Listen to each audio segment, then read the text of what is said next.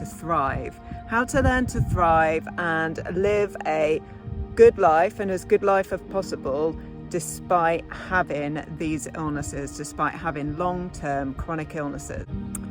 One of the key ways of learning how to thrive is definitely gratitude. Just learning to be grateful for what is good in our lives, learning to be grateful for what we do have. Another significant part of learning to thrive is actually rest.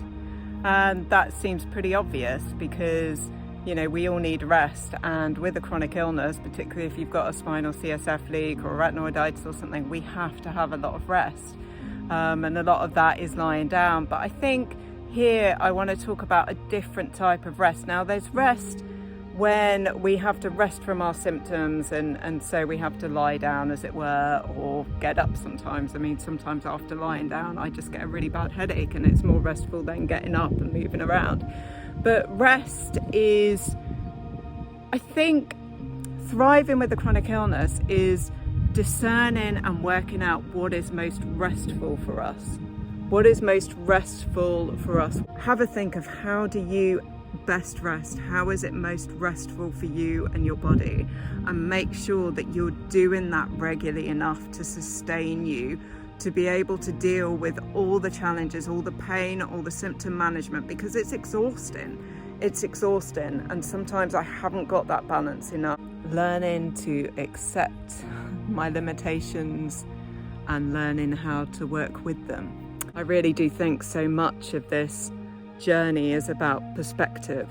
It's learning to be grateful. It's learning to have perspective of what we do have. It's learning to not compare who I am now with who I was, accepting who I am now and learning how to work with that and appreciating everything I've gained from it, you know, because I have gained so much. Learning to thrive definitely takes a lot of perspective shifting. And I think it takes a really long time to shift our perspective from who we were and how we used to see life and how we used to see ourselves and our identities.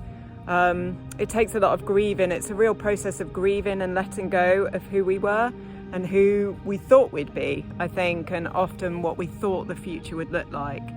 And that is a challenge.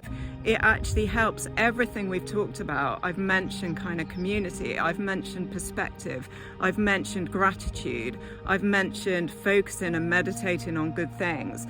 There is so many ways that faith helps me. But I also want to tell you that if you can hold on, that there are days and seasons and times and better times where we can learn to thrive despite the pain, despite the debilitation, despite the mental health, despite the trauma, despite the challenges. If we can just keep holding on, better days can come, and we can then help others to walk this journey and learn to thrive despite these illnesses, these chronic illnesses, and these long-term conditions.